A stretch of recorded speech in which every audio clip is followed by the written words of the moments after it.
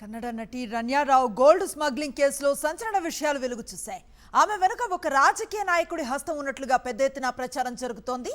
Dubai నుండి బెంగళూరుకు 14.8 కిలోల బంగారం తరలిస్తూ పట్టుబడ్డ కేసుకు సంబంధించి DRI ఆమె ఇంట్లో సోదాలు నిర్వహించింది.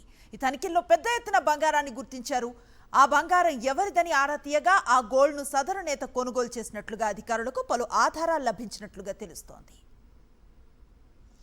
గోల్డ్ను దుబాయ్ నుంచి భారత్కు తీసుకొస్తే కిలోకు 5 లక్షల కమిషన్ అందుకునేలా ఆ రాజకీయ నాయకుడితో ఒప్పందం కుదిరిందని సమాచారం. ఇందులో భాగంగా స్మగ్లింగ్ కోసం 30 సార్లు దుబాయ్కి వెళ్లినట్లుగా అధికారులు గుర్తించారు. దుబాయ్తో పాటు అమెరికా, యూరోప్, మిడిల్ ఈస్ట్ దేశాలకు వెళ్లొచ్చినట్లుగా స్టేట్మెంట్ ఇచ్చింది రన్యారావు. ఒక్కో ట్రిప్కు 12 నుంచి 14 లక్షలు సంపాదించినట్లుగా ప్రాథమిక విచారణలో తేలింది. దీంతో ఆ నగల ధరను ఎవరు చెల్లించారు, ఆ డబ్బు ఎక్కడి నుంచి వచ్చిందన్న విషయాలపై పోలీసులు ఆరా తీస్తున్నారు.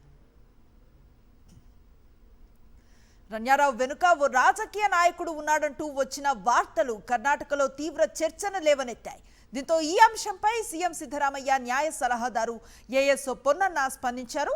నటికి ఉన్న రాజకీయ పరిచయాలతో సంబంధం లేకుండా చట్టం తన పని తాను చేసుకుపోతుందని ఆయన స్పష్టం చేశారు.